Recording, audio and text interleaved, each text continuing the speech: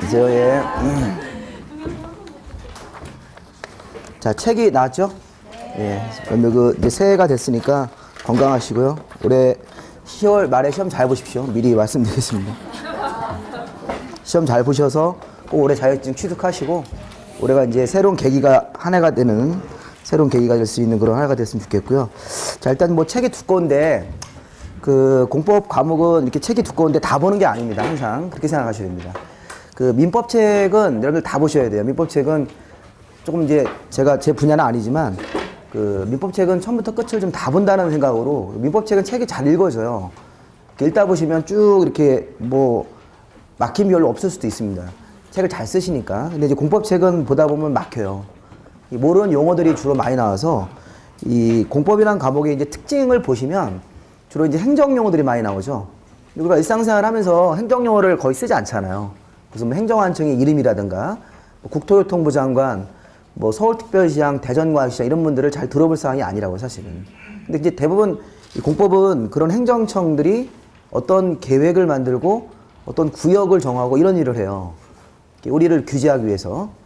우리가 이제 부동산에 관한 권리 행사를 할 때 규제, 여러 가지 규제를 하는데 그게 법으로 규제가 만들어져 있고, 규제하는 법을 배우는 과목이 부동산 공법 과목입니다. 그래서 이제 공부해 보시면 이제 좀 어렵다는 걸 느끼는데, 이제 제가 이제 좀 빨리 진행을 해서 한 3월 달쯤에 바로 요약집을 드릴 거예요. 요약집 드리면 한 180페이지에서 200페이지 사이로 요약집이 나가는데, 그거만 계속 반복해서 보셔도 돼요. 그것도 내용이 사실 좀 많지만 그거만 잘 반복해서 보시면 돼요. 그럼 처음부터 180페이지를 쓰든가, 그렇죠? 이렇게 처음부터 거의 뭐 750페이지를 써가지고. 근데 이제 요즘에 이제 시험 추세가, 그 작년도에도 그랬는데 벌써 2015년이 작년도가 됐는데 한 10문제에서 8문제 정도는 어렵게 나와요. 그러니까 어렵게 나오는 게 기본세 내용은 있으셔야 된다고요. 근데 공부해서 맞출 수 있는 문제가 아닙니다. 그 문제는 깨끗하게 포기하는 게 좋아요. 우리가 중기사 시험이라는 게 평균 60점만 맞으면 다 붙잡습니다. 절대평가로. 근데 뭐하러 그런 어려운 문제 가지고 속 썩냐. 그래서 일부 출판사들은 책을 더 얇게 쓰는 것도 있어요. 한 650페이지에서 한 700페이지 사이로 쓰면, 요게 지금 페이지가 몇 페이지냐면 750이죠. 요거보다 페이지 분량이 뭐 심하면 한 100페이지 정도 가까이 더 얇게 쓰는 적도 있어요. 그렇게 쓰면 이제 공법책이 얇게 좋아 보이는데, 근데 그 책의 좀 단점은 기출문제 나왔던 게 여기 없어요. 그 문제를 이제 맞았는지 틀렸는지 확인이 안 되잖아요. 그거는 기본서로서 옳은 방향은 아니라서 좀 분량이 있더라도 조금 이제 세부적 사항을 넣다 보면 한 750페이지 정도 분량이 나오고, 또 우리 뭐 어떤 두꺼운 책은 한 800페이지까지 나온 책도 있어요. 해커스 책 같은 경우는 뭐 그렇게 나오는데, 그것도 제가 썼긴 썼는데, 뭐 중요한 거는 이제 뭐 결국에는 여기서 이제 우리가 발췌를 해서 공부할 부분을 발췌를 해서 공부한다 이렇게 생각하시면 돼요. 그래서 모아보면 이제 우리 한 180페이지 정도에서 좀 200페이지 나오는데, 그 정도만 잘 하시면 공법 점수를, 목표 점수가 55점입니다. 55점. 55점이면 왜냐면 수미 안 갈 때 가요, 가. 그렇죠?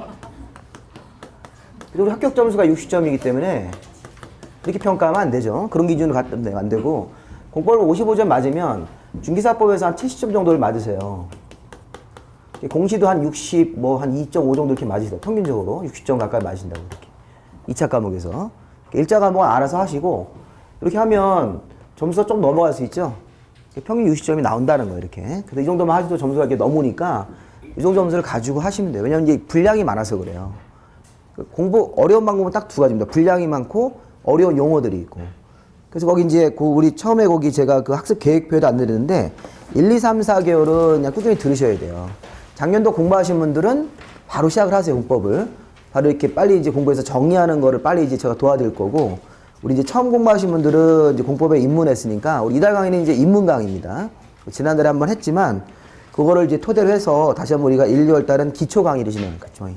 처음 하신 분들 이렇게 생각해서, 배려해서 이렇게 입문 강의로 들어가서, 이제 기본적인 용어라든가, 또 우리 행정청에 어떤 이제 종류가 있고, 제가 여러 말씀부터 이제 시작을 할 겁니다. 그래서 이 1, 2월 달 강의를 잘 듣고, 3, 4월 달 강의까지 들어보고 나서, 그다음부터 5월 달부터 공부를 하셔도 돼요.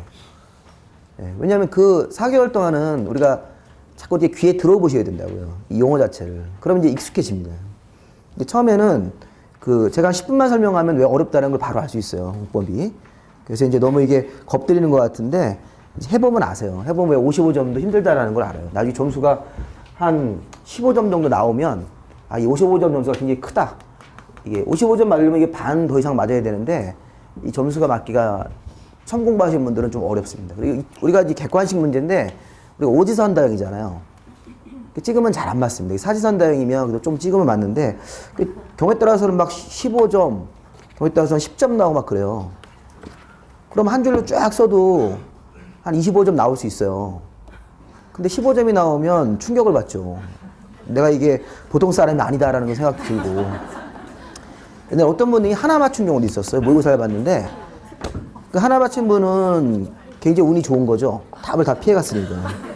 그런 분은 뭐 실망하실 거 없이 그냥 그날 가서 복권 하나 사셔야 돼요.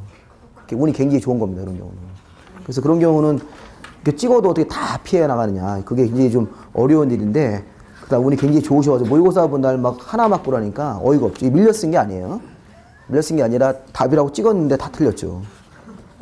이제 그렇게 근데 그분이 이제 공부를 조금 하셨는데 이렇게 나온다는 얘기는 비슷비슷한 게 막 헷갈린다는 거죠. 그런 측면에서 점수가 굉장히 낮게 나오는 경향도 있습니다. 그래서 공부를 조금 했는데 막 15점, 20점 이렇게 나와요, 점수가. 그러면 굉장히 이제 좌절하시는데 그러다가 점수가 쭉 올라가는 거예요. 그러다 50점으로 쭉 올라가니까 그거를 잘 참고 이제 좀 참고 공부를 좀 진행하시는 게 중요하겠습니다. 자, 우선 그러면 우리 처음 오신 분들 위해서 이 공법이라는 과목을 조금만 한 제가 30분만 소개시켜드리고 바로 본진도로 들어가겠습니다. 우리 이달하고 다음 달 강의 화요일에 명절이 하나 껴 있죠? 네, 그래서 이제 이게 한번 보충을 하셔야 돼요. 이게 8주 수업으로 진행을 해서 원래 공법은 9주입니다.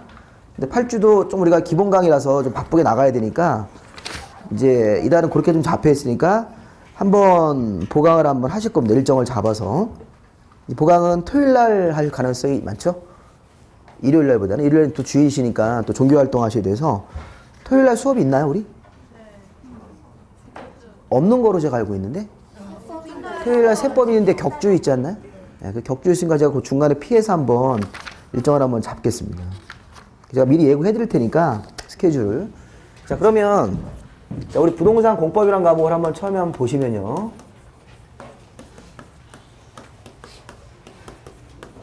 자, 우리 공법이라는 과목은 부동산에 대한 부동산, 토지나 건물에 대해서 부동산 그러면 토지 건물이죠. 그 공법이라는 법은 규제하는 법률이에요. 규제법. 근데 우리나라는 이 부동산에 관한 규제 법률이 원래 100개가 넘습니다. 100여 개 뭐 이렇게 부르는데 그거를 다 공부할 수 없어요. 그래서 우리가 이제 공인중개사가 되려면 6가지 법률. 대표적으로 6가지 법률만 잘 공부해서 이해를 해 두시면 다른 법률도 실무가면 이걸 적용할 수 있어요. 그래서 6가지 법률 중에 맨 처음에 나오는 법의 이름부터 국토의 계획 및 이용에 관한 법률 이렇게 돼 있죠. 우리 요거는 요 기본서를 좀 볼까요? 기본서의 차례를 보시면 20페이지부터 그 21페이지에 있네요. 그 21페이지 차례 보시면 1편, 2편 이렇게 나가죠? 자, 우리 처음 오신 분들은 6가지 법의 이름부터 먼저 파악해야 됩니다. 그래서 이제 이 규제하는 법률은 이 행정청이 자, 우리 일반 국민에 대해서 자, 우리 일반 국민이 이 부동산을 가지고 있어요. 토지도 갖고 있고 건물도 갖고 있으면 그 사람들은 소유자죠. 소유자는 자기 권리 행사를 하죠. 우리 민법 시간에 소유권 그러면 뭐 사용도 할 수 있고 수익도 할 수 있고 처분 이런 권리를 행사할 수 있잖아요. 그 3가지 권능이 있는데 근데 그런 거 행사할 때 마음대로 못한다 이렇게 규제하겠다는 거죠. 그래서 이 행정청이 이 법을 집행을 해서 이 일반 국민들, 개인들이 가지고 있는 부동산의 권리 행사에 대해서 이제 규제를 가한다. 그러니까 이제 규제하는 법이 어떤 거를 이제 알아야 된다고 이렇게. 6가지 또 시험 과목에 들어가 있는 거. 그래서 맨 처음에 나오는 게 이제 국토의 계획 및 이용에 관한 법률이라고요. 그럼 이건 지금 보세요. 국토죠? 그럼 토지겠어요? 건물이겠어요?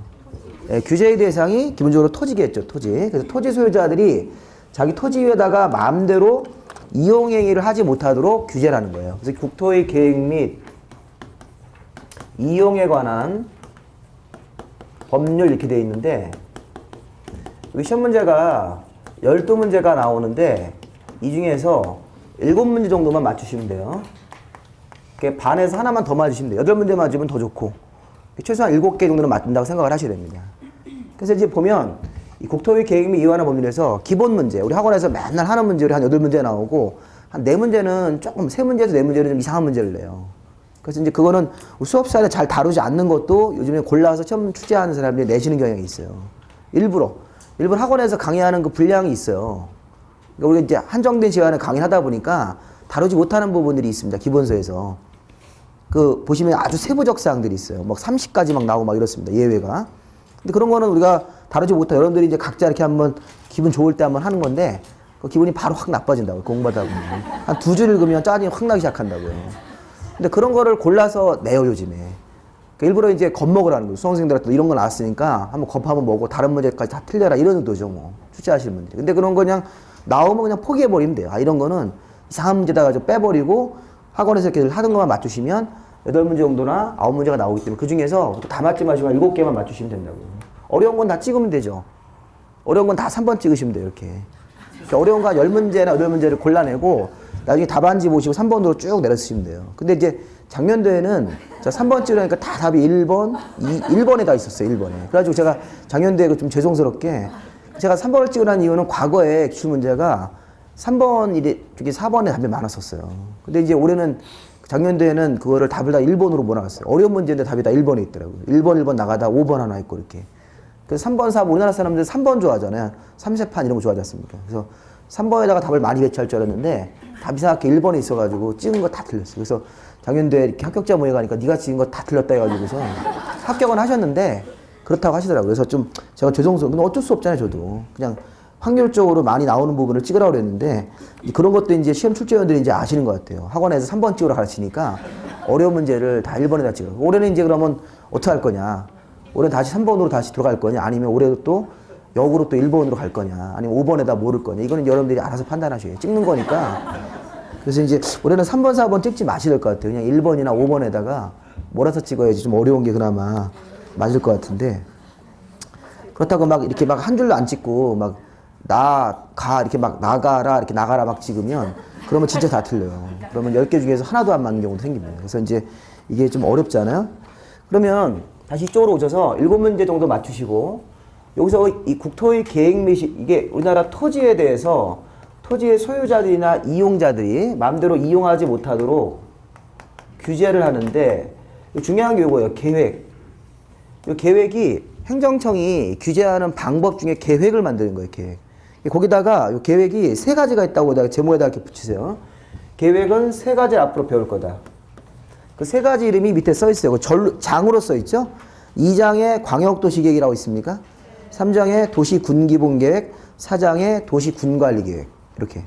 이 중에서 도시군관리계획 4장이 제일 중요한 거예요.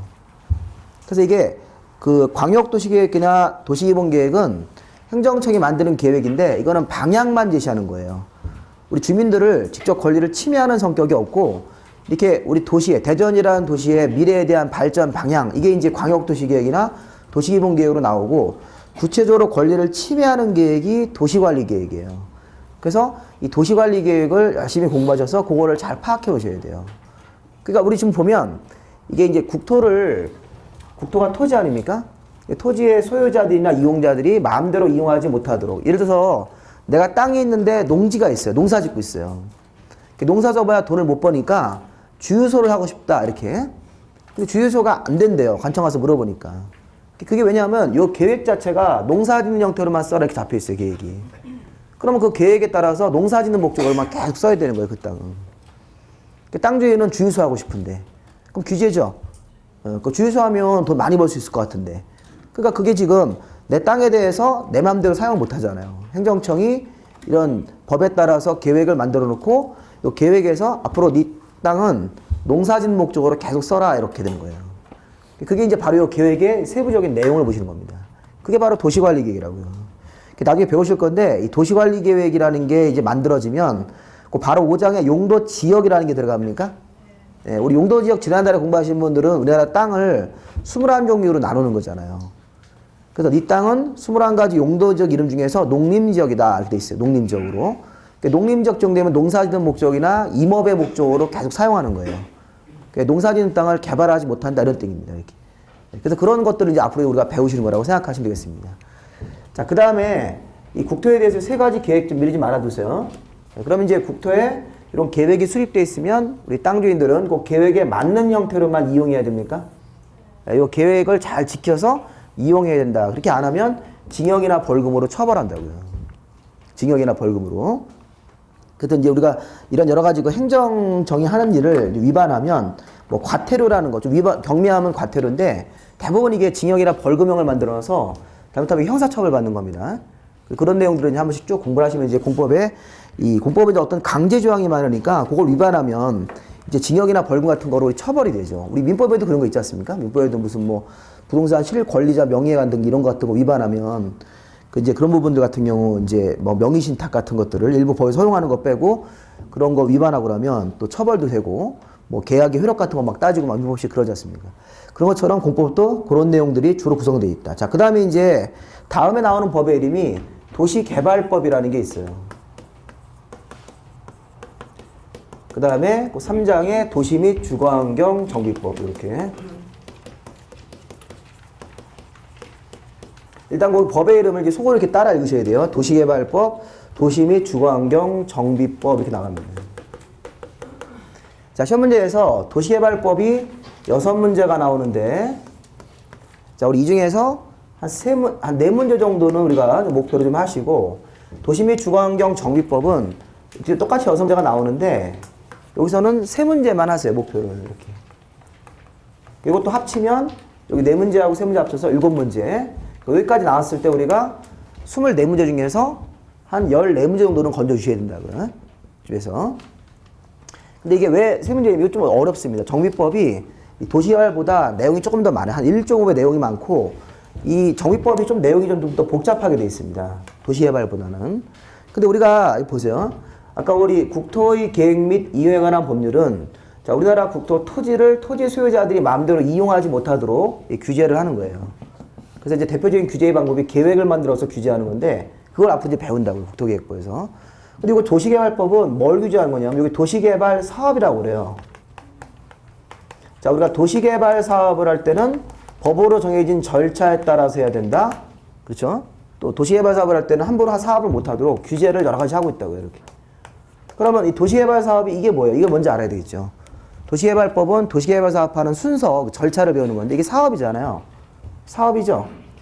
이거는 도시개발 사업이라는 게 새로운 시가지를 최초로 개발한다는 개념으로 조성한다고 그래요. 조성. 자, 반면에 우리 요거는요. 정비라는 말을 못 따서 정비사업. 이 정비사업에 대한 절차를 정하고 그 절차 내에서 여러 가지 규제를 가하는 법인데 정비사업은 우리가 새로운 시가지가 아니라 이건 뭐라고 그래요? 구시가지. 자, 구시가지에 가보면 낡은 건물들이 많이 있죠. 거기서 재개발 사업을 하거나 재건축 사업 이런 걸 하는 거예요. 재개발, 재건축 사업. 자, 우리 지난달에 하신 분들은 재건축, 재개발 사업의 차이점. 자, 보통 이제 주택 재개발, 주택 재건축인데 이 주택 재개발 사업을 할 때는 그 낡은 주택을 철거하고 새로운 아파트 같은 거로 건설을 보통 해주지 않습니까? 네, 근데 여기서 재개발 사업을 할 때는 기반시설, 도로나 공원, 학교 같은 기반시설을 같이 만들면서 노후한 주택을 철거하고 정비하면 재개발. 재건축 사업은 기반시설이 주변에 양호해요. 양호. 주변에 도로라든가 공원 같은 게 열악하다. 그럼 재개발로 하는 거예요. 재개발. 예, 도로라든가 공원 같은 게 열악하거나 아예 없어요. 그러면 도로가 없으니까 도로를 만들어주면서 노후한 주택을 정비하면 재개발 개념이고 그 기반시설은 작업하지 않고 노후한 주택들이 이렇게 모여있는 장소에다가 재건축 사업을 하는 거예요. 그러니까 재건축 사업을 할 때는 이게 둘 다 공통점은 주택 재개발, 주택 재건축이니까 그 구시가지에 있는 노후한 주택을 철거하고 그 자리에 새로운 주택을 지어주는 사업을 해요. 근데 재개발 사업을 할 때는 뭐를 같이 하셔야 돼요? 기반시설을 같이 만들어주면서 노후한 주택을 같이 정비 사업하면 재개발이고 기반시설을 안 건드리고 그 주택 자체만 건드리는 사업하면 그 재건축 사업을 하는 겁니다. 서울의 강남에 한강 남쪽으로는 주로 재건축 사업을 말하잖아요. 서울의 강남구나 서초구 이런 지역들은 주로 재건축으로 한다고요. 왜냐면 강남 지역은 비교적 최근에 개발된 지역이니까 그건 기반시설이 아직까지는 양호한 지역들이 많아요. 도로라든가 공원이라든가 학교가 아직도 쓸만해요. 근데 주택은 낡았다고요. 그때는 재건축 개념으로 가는 거고 서울의 한강의 북쪽에서는 기반시설도 열악하고 기반시설도 부족한 상태고 노후한 주택들도 많이 모여있는 동네가 많이 있다고요. 서울에 무슨 뭐 서대문구에 무슨 뭐 홍제동 이런데 동대문구에 전농동 이런 데 가보면 그 동네 자체가 아직 굉장히 낡아 있습니다. 옛날 집들. 그러면서 기반시설도 도로도 협소하다고요. 그럼 도로를 같이 만들어주면서 이런 재개발 개념으로 하는 거라고요. 차이점 아시겠죠? 네, 그래서 재개발 재건축 사업은 노후한 주택을 철거하고 다시 축조하는데, 재개발 사업은 기반시설을 같이 만든다. 기반시설을 안 만들고 주택 자체만 건드리면 재건축 사업이 되는 겁니다. 그러면 이런 정비 사업도 법으로 정화가 있고 절차가 있고, 재건축 재개발 사업 같은 거, 도시개발 사업 같은 새로운 시가지를 만드는 것도 절차가 있으니까 얘네들을 각자 우리가 공부를 하셔서 나중에 우리가 중개업을 경영을 하실 때 이런 도시개발 사업하는 장소에 가서 그 도시개발 사업하는 그 땅 자체를 중개할 수도 있고, 이런 재건축 재개발 대상이 되는 그 낡은 주택을 중개할 수도 있습니까? 네, 그러니까 지금 사업이 진행되면 이게 어떤 절차에 와 있고 여기에 이 물건의 특징은 뭐다, 이걸 설명을 해줘야 될 거 아니에요. 이 물건을 사서 재개발 조합원이 돼가지고 어떤 아파트를 받고 이런 걸 알려면 당연히 이런 재개발 재건축 사업의 기본 순서는 알아야 된다고, 절차. 도시개발 사업들은 순서를 알아야 되겠죠. 그리고 요거는 새로운 시가지를 조성하기 때문에 대전에 주로 외곽 지역에 나가서 논밭 임야에다가 최초로 시가지 만드는 사업이 도시개발 사업이고, 요거는 대전의 외곽 지역이 아니라 구시가지예요. 그렇죠? 장소가 구도심권 안에서 이런 재건축 재개발 사업을 하는 거예요. 이거는 외곽 쪽에 나가서 하는 거고, 시가지 쪽에 가서. 지금 제 얘기 재미없죠? 네, 재미없어요. 제가 한 10분만 공부하면 벌써 이제 머리 아프다고 얘기를 하셨어요. 근데 이제 이런 용어들을 자꾸 이제 정리를 좀 하셔야 됩니다. 익숙해져야 되는 거죠. 자, 이제 그 다음에 뒤에 6편 23페이지 가보시면 농지법이라는 법이 있어요. 농지법. 자, 농지법은 시험 문제가 두 문제인데 별로 이게 신경이 안 쓰이죠. 두 문제니까. 두 문제니까 우리가 한 문제 정도만 목표로 생각하시면 돼요. 농지법은 공부를 열심히 해도 한 문제밖에 못 맞히고 하도 안 해도 한 문제 맞춰요. 그렇게 돼 있어요. 왜냐면 한 문제는 쉽고 한 문제는 되게 어렵다고요. 그래서 한 문제는 되게 쉬우니까 이런 문제는 우리가 수업 시간에 들은 내용만 가지고도 조금만 생각하면 바로 맞출 수 있어요. 공부 하나도 안 해도. 그러니까 어차피 두 문제니까 그냥 다 포기하고 다 3번 찍을 수도 있고요. 농지법은 농지에 대해서 자, 소유를 하고 이용을 하고 농지를 보전하기 위한 각종 규제를 가하는 법률. 그러니까 시험 문제 두 문제밖에 안 나오지만 좀 그래도 실무적인 상황 때문에 좀 공부를 해놓으셔야 된다. 우리나라 농지는요, 농사를 본업으로 하는 사람만 소유할 수 있습니까? 네, 그런 거 이제 배우셔요. 농지를 이렇게 소유할 때는 내가 농사업이 본업이다, 이렇게 직업이 농업인이다 이렇게 딱 했을 때만 소유할 수 있는 거예요. 그러니까 농지는 투기 목적으로 이렇게 돈 있는 사람이 투자나 투기 목적으로 농지를 이렇게 소유하는 것이 안 된다는 거예요. 농사가 본업이 아니면. 근데 이제 그게 원칙이면 또 예외가 또 있어요. 예외 우리 뭐 주말에 뭐 체험용농 해가지고 취미로 농사 짓는 거 있죠. 그래서 월화수목금 이렇게 서울이나 대전시 안에서 직장 다니는데 주말에 가족들하고 이렇게 농사 한번 접으라고 주말 농장 같은 식으로 해가지고 300평 정도 취득할 수 있게 해줘요. 그거는 이제 예외로. 농사가 본업이 아니더라도 취득할 수 있는 예외. 주말 체험용농 그런 것들을 이제 앞으로 배우시는 거라고요. 농지 이용할 때요, 농지 소유자가 정당한 사유 없이 농업 경영을 안 해요. 농사 져봐야 힘만 들고 돈 못 버니까 농업 경영을 그냥 안 해버리는 거예요. 정당한 사유 없이 농사를 안 지면 대리경작이라는 게 들어오요. 대리경작. 그냥 알아두세요. 대리경작. 그 대리경작 들어오면 농지 소유자한테 좋은 거예요? 나쁜 거예요? 좋은 거예요? 대신 경작할 사람이 들어와서 수확량이 생기면 수확량의 90%를 뺏어가는 거예요. 10%만 농지 소유자한테 사용료로 지급하는 거. 이게 반반 나누는 게 아니라 지금 내 농지인데 내가 농사를 안 지면 대신 질 사람이 강제로 들어온대요. 그 인근에 있는 농업인 같은 사람들을 정해가지고 농사를 내가 원하지 않아도 내 땅에서 농사를 짓는다니까요. 져가지고 만약에 쌀이 한 50가마가 생기면 90%를 뺏어가는 거예요. 나머지 이제 뭐 50가마가 생겼으면 45가마는 이 사람이 가져가 버리고 그 5가마만 농지 사용료로 지급한다고 이렇게. 그럼 농지 소유자가 이게 좋은 거예요, 안 좋은 거예요? 이게 안 좋은 거죠. 이게 좋은 게 아니에요. 내 땅에서 수확량이 생기면 이걸 반반 나누는 것도 아니고 90%를 이렇게 뺏어가서 네가 농사를 안 지면 이런 일을 당한다 이렇게 일종의 어떤 그 압박을 가하는 거죠. 그러면 다음에 또 농사 안 지면 또 그렇게 대리경작자가 또 들어온다는 얘기예요. 이제 그런 걸 이제 배워서 이게 사실은 농지니까 좀 우리가 좀 이거 좀 이렇게 좀 느낌이 없는데 그 만약에 대지라고 생각해 보세요. 대지. 상가를 질 수 있는 대지인데 내가 상가를 안 짓고 있어요. 그러면 이웃에 있는 놈을 하나 정해가지고 상가를 줘서 상가 임대료 수입의 90%를 가져가 보세요. 내 땅인데. 이거 소유권 침해하는 거죠? 소유권 침해라고 생각돼서 안 세요? 그러면 농지를 갖고 있어. 근데 농지는 그렇게 한다. 농지는 그런 식으로 소유권 침해를 이런 부분이 사실은 지금 이게 문제가 있는 조항인데 농지에 대해서는 이게 허용이 되는 거라고요. 농사 안 짓고 놀리면 안 된다는 얘기예요. 근데 이제 우리나라가 농사 져봐야 돈을 못 버는 구조죠. 구조적인 문제입니다, 이거는. 그러니까 어떤 특정 농업인 잘못이 아니라 이 사회 시스템이 구조적으로 농업이라는 게 우리나라는 경쟁력이 없는 거예요, 사실은. 외국하고 경쟁이 안 되잖아요. 요즘에 농산물도 외국하고 경쟁하니까 사실 우리나라 추옥수매라는 거의 본질이 뭡니까? 추옥수매가. 국가가 돈 주는 거예요, 농업인한테. 주는 거죠? 9월달 되면 다 돈 주는 거예요, 농업인한테. 돈 뿌려주는 거라고요. 그러니까 이게 쌀을 원래는 시장에 이렇게 뭐 한 가마를 이렇게 팔아서 매매하면 한 5만 원이면 이렇게 매매가 되는 거래요. 가격이. 근데 이게 외국산, 그 중국산 쌀은 우리나라랑 품질이 거의 같대요. 그러니까 우리나라랑 위도가 같으면 기후가 비슷할 거 아니에요. 그러면 거기서 생산된 쌀이 미국도 마찬가지고 우리나라에 들어오면 3만 원도 안 들어온대, 3만 원. 관세 붙여도. 그러면 우리나라 쌀이랑 경쟁이 안 되잖아. 근데 우리나라 농업인한테 10만 원씩 사주는 거라고요. 이게 5만 원짜리 쌀을 5만 원씩 주는 거예요, 농업인들한테. 그게 추옥수매의 본질이에요. 근데 그것도 맨날 힘들다고 그러잖아요. 원가가 많이 들어가지고. 인건비 많이 들어가고. 그러면 원래 그런 농업 구조면 농사를 접어야 되는 거예요. 시장 원리대로 한다면. 그럼 뭐하러 농사 짓고 있어요, 그렇죠? 수입해서 먹으면 되죠, 쌀. 그죠? 근데 우리나라가 쌀은 수입한다고 그러면 이게 우리 국민 정서에 안 맞는다고요. 우리나라가 농업국가였기 때문에 만약 쌀을 수입해서 먹어 그러면 근데 우리 지금 다른 농산물은 다 수입하죠. 근데 쌀만 유독 그러는 거예요, 쌀만. 우리나라가 워낙 배고픈 나라였기 때문에 쌀에 대한 그런 큰 정서가 있다고요.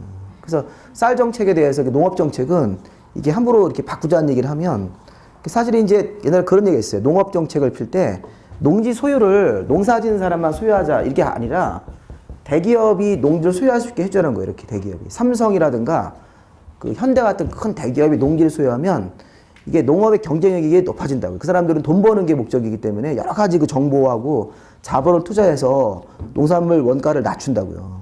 또 좋은 품질을 생산하고. 그게 기업의 본질이죠. 예? 기업이라는 게 삼성이 한번 농사 한번 줘보세요. 삼성이 이렇게 농지를 대규모 농지를 소유하는 겁니다. 이게 전라도의 땅을 한 3분의 1을 농지를 소유한 거예요, 삼성이.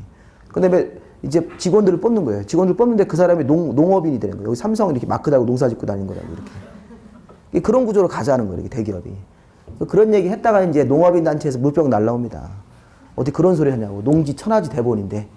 계속 그렇게 되면 농업은 계속 그렇게 구조적으로 취약한 사람이 되는 거라고요. 계속 국가 돈만 달라는 거예요. 데모해가지고 돈 달라.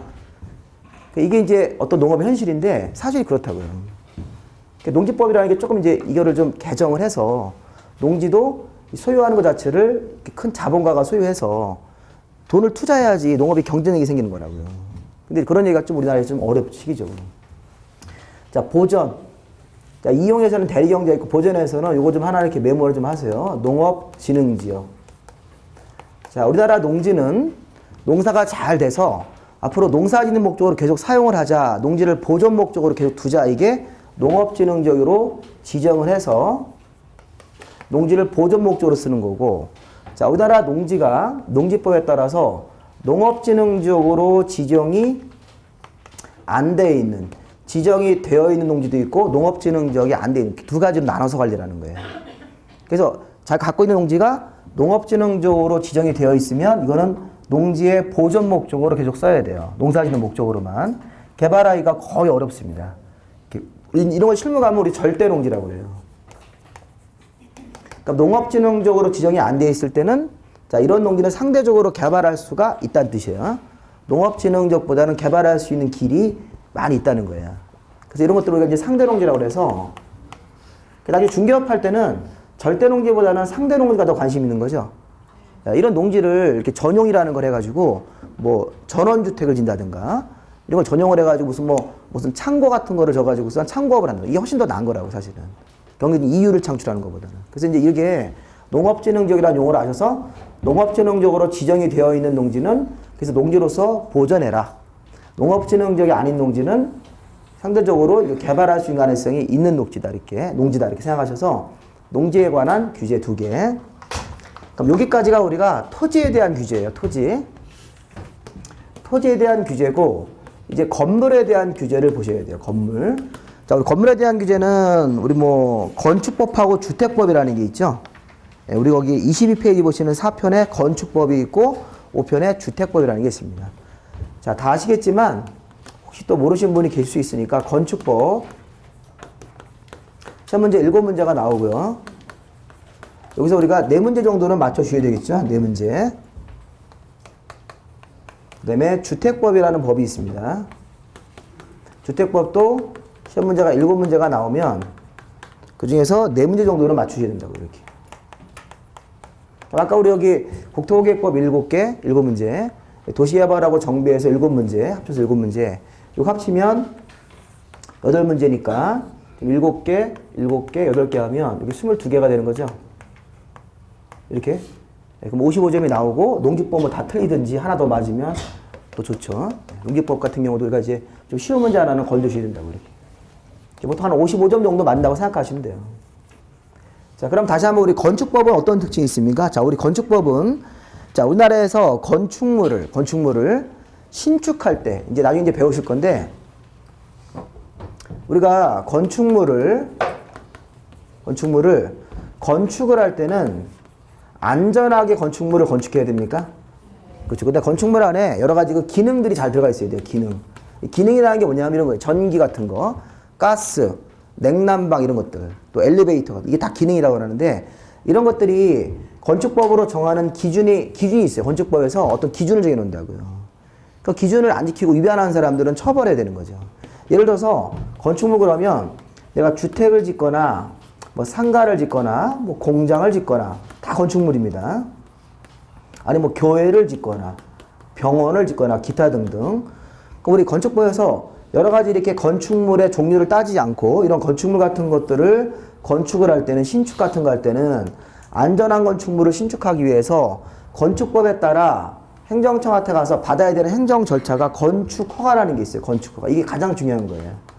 건축법에서는 건축허가를 받고 나서 이 건축물의 건축에 들어가야 되는 거죠. 네, 건축허가. 그래서 이 건축허가라는 거 받을 때는 설계도면과 기타 여러 가지 그 기준 같은 거, 여기 안전한 건축물인지 기능을 잘 갖추는지를 그 설계도면에다가 다 표시해서 건축허가라는 걸 신청해서 이게 나오면 이 공사에 들어가는 거예요. 그런데 이 건축법에서는 이 건축허가라는 걸 위주로 이게 배우실 거고, 주택법에 가보면 주택법은 이 주택법의 적용 대상이 이렇게 돼 있어요. 30개 이상의 주택을 건축하는 사람들을 따로 관리하기 위해서 만든 법이 주택법이에요. 주택법에서는 30개 이상 주택이라고 그래요. 그럼 우리가 이것들은 주택법은 주로 건축업자들이에요. 건축업자들이 30개 이상 주택을 짓습니까? 네, 우리나라에 건축업자가 뭐 개인도 있고 법인도 있을 텐데, 어떤 건축업자가 연립주택을요, 2동을 지어요, 2동. 4층짜리 연립을 2동을 지으면 보통 한 동에 24개가 들어가요. 그 101호, 102호 이렇게 등기 나온 개수를 세면. 그러면 2동을 한 번에 공사하면 몇 개 짓는 거예요? 24개가 2동이면? 48개죠? 그럼 48개면 30개 이상이 되는 거예요? 네, 그러면 주택법이 되는 거야. 이쪽 건축법이 아니고. 건축법에서 주택을 지을 때는 안전한 건축물인지 건축허가를 가서 받아야 되는데, 이 주택이 건축법에서 말하는 주택은 1개에서 29개죠. 이렇게 되는 거죠. 왜 29개인지 아셨어요? 29개 이하 이렇게 얘기하든지 아니면 1개에서 29개 사이로 주택을 지은 사람들은 건축허가를 받는 거고, 30개 이상 주택을 지을 때는 여기 건축허가보다 좀 더 까다로운 절차인 사업계획 승인이라는 게 있어요. 사업계획 승인. 주택법에서는 건축허가보다 까다로운 사업, 계획, 승인이라는 걸 받는다. 어려우시면 일단 그냥 승인 이렇게 하세요. 승인. 건축법에서는 허가. 이렇게. 사업계획 승인이 건축허가보다 좀 더 까다롭게 심사하는 겁니다. 건축허가 받을 때는 이 서류가, 이 설계도면 같은 도면이 12종류가 들어가는 서류가. 근데 이쪽에 사업계획 승인 받을 때는 이 설계도 같은 것들을 포함해서 한 20여 개가 들어가셔야 돼요, 도면이. 도면하고 여러 가지 서류 들어가는 게. 그러니까 어느 쪽이 더 까다로운 심사라는 거예요? 주택부에서. 이 사업계획 승인받은 사람들, 아무래도 건축업자들이니까 이 20개, 30개 이상 주택 짓는 사람들은 또 까다로운 심사에서 사업계획 승인을 받고 주택법에 따라서 주택을 짓는 절차를 보셔야 됩니다. 그러니까 우리 여기서 상가나 공장 지을 때는 주택법하고 아무 관련이 없는 거예요. 상가나 공장 지을, 교회 짓고 이런 거 할 때는 다 그냥 건축법에 따라서 건축허가를 받으시면 되는 거예요. 네, 근데 우리나라는 주택법에 따라서는 주택을 지을 때 29개 이하는 건축허가, 30개 이상은 사업계획 승인이라는 말 써서 관련 내용들을 이렇게 비교하고 절차를 정리를 좀 해주셔야 돼요. 그래서 이제 우리가 이렇게 행정용어를 이제 슬슬 그러니까 그 공법은 이제 공부하다 보면 이제 어려워지는 게 이런 사업계획 승인이라는 생전 처음 들어본 분들 말 나오고 이렇게 이런 거 나오잖아요. 건축허가라는 것도 행정 절차인데 이게 이제 어려운 용어들이 이제 막 나온다고요. 그래서 그 빨리 이제 들어보셔서 익숙해지셔야 됩니다. 민법 수업은 처음에 들어보면 재밌어요. 민법 선생님이 또 강의도 잘 하시니까 얘기 들어보면 아는 것 같죠? 아는 게 아니에요. 나중에 문제 풀어보세요. 민법 수업은 아는 것 같지만 민법 수업이 나중에 조금 더 이해를 더 많이 하셔야 돼요. 근데 공법은 어려운데 나중에 이렇게 눈으로 이렇게 익혀만 두면 의외로 점수가 잘 꾸준하게 나와요. 근데 민법 점수가 이해가 좀 부족하면 그 좀 문제가 좀 어렵게 나왔을 때 굉장히 점수가 뚝 떨어지는 경우가 있어요. 이상한 판례를 막 내가지고선 그 민법은 이제 우리가 그 내용을 이해한 다음에 그 판례를 많이 읽어봐야 된다고요. 어떻게 재판을 해가지고 결과가 나. 요즘에 그 판례까지 물어보니까 사실은 변호사 시험 보는 게 아닌데 막 판례까지 막 공부해야 된다고요. 그 옛날에 저 시험 볼 때는 판례가 없었어요. 옛날에. 그래서 민법의 공부량이 되게 적었다고요. 언제? 저는 9회 때, 9회. 저는 9회 땄으니까 나중에 9회 때 자격증 보여드릴게요. 이렇게 노랗게 보내드린 거. 저 애기가 거기다 막 볼펜도 낙서해놨어요. 거기다 이렇게 막. 나중에 제가 한번 그 당시에는 민법이나 공법의 분량이 지금보다 훨씬 반도 안 됐어요. 반도. 그러니까 공부 분량이 굉장히 적었다고요. 그래서 그 이전으로 올라가면 더 쉬웠고 더 분량이 작았기 때문에. 근데 이제 점점 우리 이제 보시는 분들이 많아지다 보니까 자꾸 이렇게 어렵게 문제가 나오다 보니까 이제 책도 두꺼워지고 그리고 앞으로는 더 어려질 겁니다. 그래서 우리가 이제 좀 가급적이면 빨리 결심을 해서 빨리 좀 자격증을 따고 이렇게 나가시는 게 좋을 겁니다. 엊그저께 뉴스에 보니까 현재 우리나라 전국에서 부동산을 개업하신 분이 9만 명 정도, 9만 명. 자격증 가신 분들은 20몇만이요. 24만인가 뭐 이렇게. 이제 이 중에서 이제 한 14만 명은 개업을 안 하고 이제 두고 있는 거죠. 소위 말하는 그 장롱에 보관하고 계신 상태고. 9만 명이라는 숫자가 있었는데 여기서 조금 뭐 몇천 늘고 몇천 줄고 막 이러더라고요. 이렇게. 그래서 이제 요즘에 그 뭐 대구, 울산 이런 쪽이 좀 경기가 좋아서 작년도보다 조금 이제 많이 개업을 하셨는데 올해 좀 어려울 거라서 다시 또 폐업하는 숫자가 있으면 다시 또 뭐 8만 7천 이렇게 떨어지겠죠. 이렇게. 시장에서 한 10만 명 안쪽으로 조정이 되는 거라고요. 자격증 배출. 그래서 이제 뭐 중개업협회에서 너무 자격증이 많다 막 이러잖아요. 앞으로 신규로 이렇게 뽑는 사람들을 좀 적게 뽑아야 된다 이런 얘기를 막 하지 않습니까? 우리 업계에서. 근데 왜냐하면 중개업이 기존에 너무 많으니까 힘들다 이거예요. 옆 사람이 너무 중개사가 많이 생기니까 우리 물건이 이렇게 하는 양이 적어지고. 근데 이제 제가 항상 그런 얘기를 하잖아요. 그런 사람들은 중개사 인원수가 그런 얘기 하는 사람들은 중개사 인원수가 9만 명에서 5만 명으로 줄어도 장사 못하는 사람들이에요. 그 사람들은 자꾸 남 탓하는 사람이기 때문에. 장사는 자기가 하는 거죠. 사무실 경영은 자기 책임하에 이렇게 하는 거지 남 탓을 하면 안 된다고. 남 탓을 해가지고 그 무슨 저기랍니까? 사업을 하십니까? 그러니까 자기가 본인이 열심히 뛰어서 하면 이 사람들이 개업한 사람이 10만 명이든 20만 명이든 본인이 잘하시면 본인이 사무실 여시가 돈 많이 벌 수 있는 거라고요. 자꾸 이렇게 남 탓을 하고 남 때문에 장사가 안 된대요. 내가. 네가 못하는 거야 장사를. 그런 분들 보면 사무실 가가지고 아무것도 안 하고 멍하고 가만히 있는 분이라고요. 그런데 무슨 장사를 합니까 거기서. 사무실이라는 게 기본적으로 영업이라는 거를 수반해서 열심히 이렇게 하셔야 되는데 물론 그런 측면이 없지 않아 있지만 주는 본인 탓이에요. 본인 탓. 그래서 본인이 이제 경영을 잘 하시는 게 그게 중요한 거거든요. 자, 이렇게 해서 우리가 6가지 법률을 보고 다시 한번 이렇게 정의를 한번 해보세요. 자, 우리 요거는 국토계획법이라고 불러요. 국토 토지를 토지 소유자들이 마음대로 이용하지 못하게 규제하는 법. 자, 요거는 도시개발사업이라는 새로운 시가지를 만드는 절차, 이런 것들을 정하는 법이고, 요거는 구시가지를 재건축, 재개발하는 절차를 배우는 법이고, 농지법은 농지의 소유나 이용이나 보존 같은 것들을 위해서 규제하는 법이고, 자, 우리나라에서 건축물을 신축할 때 기본적으로 적용받는 법이 건축법인데, 단 건축물 중에 주택은 몇 개 이상이면 30개 이상이면 주택법에 적용을 받아서 우리나라에서 뭐 아파트를 짓거나 연립을 지으면 다 이 주택법이라고 보셔야 된다고요. 주택법에 따라서 이 업자들을 별도로 관리하는 법이 있다. 그래서 각각 이런 부분들이 더 중요한 부분이에요. 7문제씩 나오니까 6문제보다 조금 더 비중이 있습니다. 그래서 그런 부분들을 좀 확인을 하셨고요. 자, 이제 그 다음에 보실 부분은 아까 제가 이쪽으로 오시면 다시 하나만 더 설명드리겠습니다. 여기 행정청이 6가지 이제 법을 집행을 해서 우리 일반 국민들의 권리 행사를 규제하는데 행정청은 누구예요? 행정청. 이것도 좀 아셔야 되겠죠? 우리 그 행정청, 원래 행정청은 국가나 지방자치단체라는 행정 주체에서 나오는 말인데, 자, 원래 이런 말 씁니다. 행정청이란 말 하기 전에 행정의 주체가 있어요. 행정 업무를 하는 주체가 있다. 그 행정 주체가 우리나라에는 국가하고 지방자치단체라는 말이 있습니다. 우리 국가가 대한민국이죠. 대한민국이라는 말 쓰지 마시고 대한민국에 부동산 쪽을 담당하는 부서가 있습니까? 대한민국이라는 그 정부 국가 조직 안에는 여러 부서가 있잖아요. 원래 대통령이 계시고 총리가 있는데 그분들은 국정 업무 전부를 총괄하시는 분이니까 그분들은 빼야 된다고요. 이 부동산 쪽 업무는 국토교통부가 있습니까? 그렇죠? 네, 국토교통부. 이게 아까 농지법 할 때는 농림축산식품부가 있는데 일단 중요한 거는 국토교통부니까. 그럼 국토교통부가 우리가 국가라는 행정 주체라고 그래요. 근데 우리 여기 국토교통부에서 최종 의사결정은 누가 하셔야 돼요?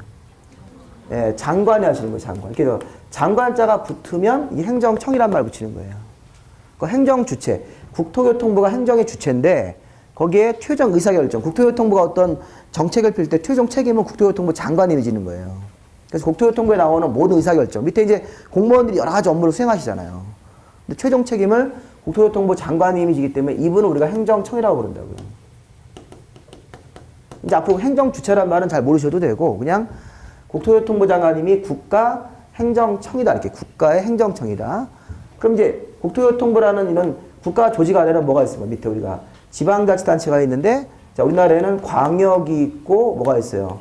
기초가 있죠. 넓은 지역을 담당하는 지방자치단체가 있고 상대적으로 좁은 지역을 담당하는 기초지방자치단체라는 게 있었어요. 자, 이때 우리가 광역지방자치단체는 서울특별시죠. 그 다음에 우리 대전 같은 광역시도 있었어요. 또 인근에 있는 세종 같은 세종특별자치시, 제주도와 같은 특별자치도가 있습니다. 자, 그 다음에 여기가 충청북도나 충청남도 같은 도가 있는 거예요. 도 이렇게. 그럼 여기에도 장들이 있죠. 서울특별시라는 여기 지방자치단체라는 행정주체 안에는 최종 의사결정을 서울특별시장님이 하는 거예요. 이렇게. 책임도 자기가 지는 거고. 그 다음에 대전에는 대전광역시장님이 계시고 세종에도 세종특별자치시장, 제주도도 특별자치도지사, 그 다음에 우리 충청남도 같은 경우도 도지사님이. 그러니까 이분들이 광역행정청이라고 그래요. 광역지방자치단체 행정청. 그리고 우리가 서울특별시나 광역시 밑에는 뭐가 있어요? 구가 있어요. 구. 기초지방자치단체로 구 있죠? 네, 구가 있어요. 구. 그리고 이런데 여기 자치시라든가 자치도 이런 도 밑에는 시군이라는 단위가 있어요. 시군 이렇게. 우리가 시군, 구를 기초지방자치단체 행정주체라고 그러는데 여기에도 구에는 구청장이 있습니까? 여기 충청북도 안에 청주시 같은 시장님이 계시고 또 여기 뭐 영동 같은 군이 있으니까 이 군수 이분들이 우리가 기초지방자치단체 행정청 이렇게. 원래 시, 군, 구. 청주시는 원래 행정주체라고 그래요. 근데 청주시에 장이 있습니까? 예, 그럼 그분들이 행정청이 되는 거예요. 행정주체의 장. 그러니까 행정청 이렇게 부르는 거라고요. 그래서 이제 우리가 나중에 이런 거를 이제 우리가 지금 공부할 때는 필요 없는데 지금 공부할 때는 행정주체랑 행정청이랑 같은 개념으로 보셔도 돼요. 문제 풀 때. 근데 이게 나중에 이제 우리 공무원 공부 이런 거 하시는 분들은 행정주체하고 행정청은 다른 거예요.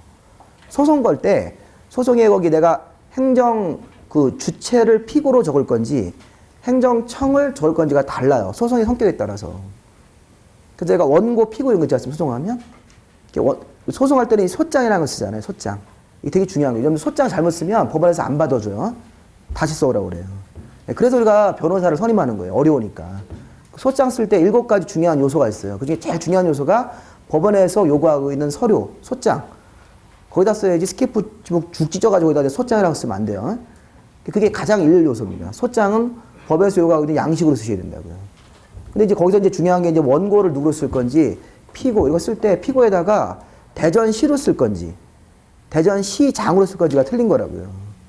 근데 우리 공부할 때는 그런 걸 안 보고 그냥 행정주체하고 행정청을 같은 개념으로 보셔서 자, 그럼 이제 앞으로 이렇게 씁니다. 앞으로 행정청은 이렇게 표현할 수 있어요. 상, 중, 하 이렇게 하셔도 돼요.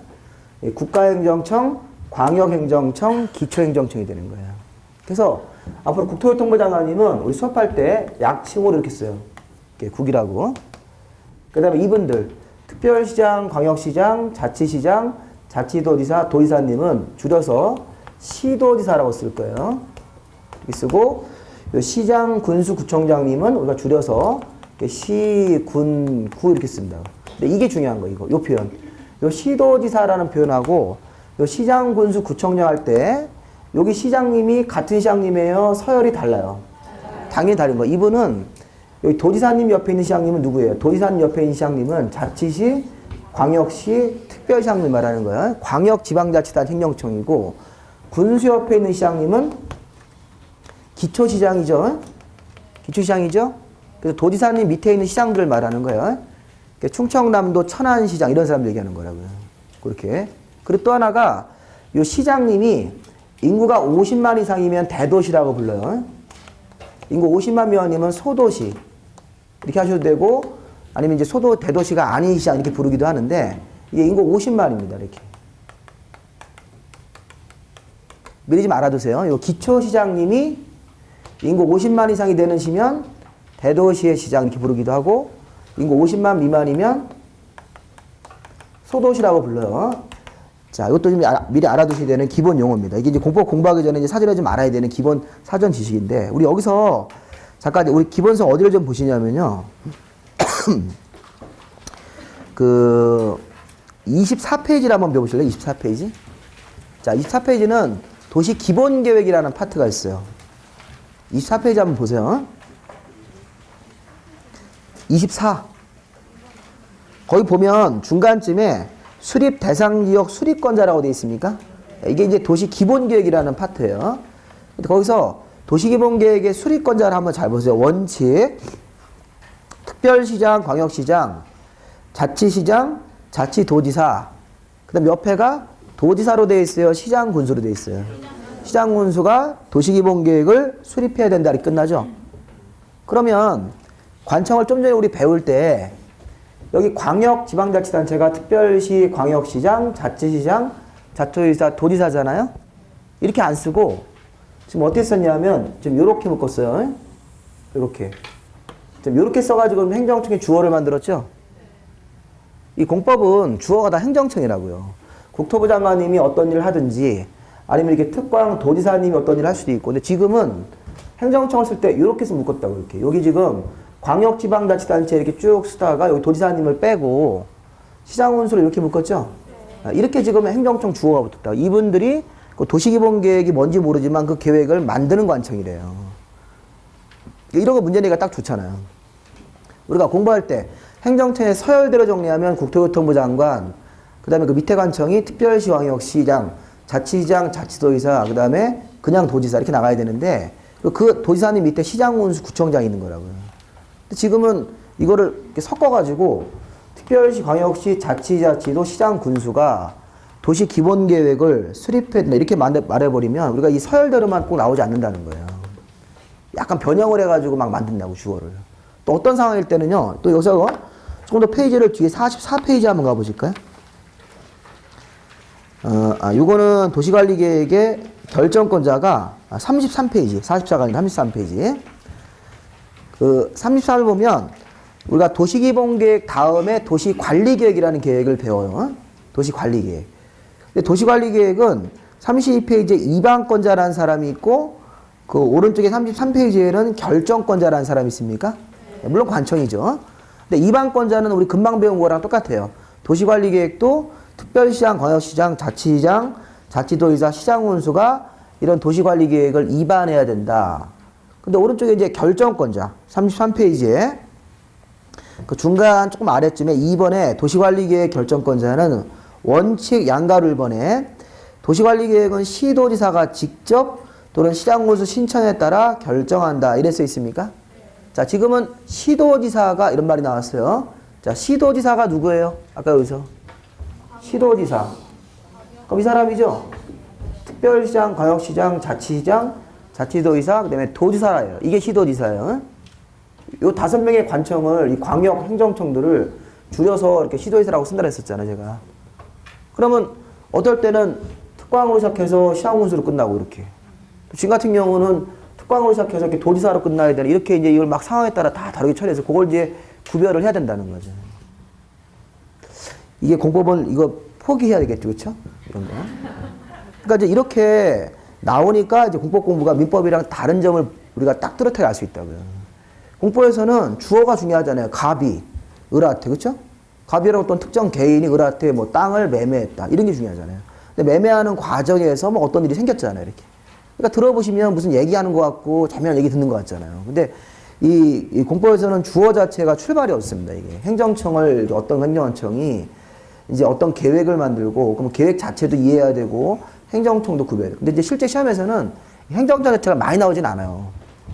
행정청 자체를 이렇게 많이 물어보진 않는데 보통 한 40문제 중에서 한 두세 문 정도만 물어봐서 큰 비중이 있진 않지만 그래도 그거를 알아야지 그 문장 자체를 이해할 수 있으니까 이렇게 가는 겁니다. 자, 잠깐 쉬었다가 좀 더 보도록 하겠습니다.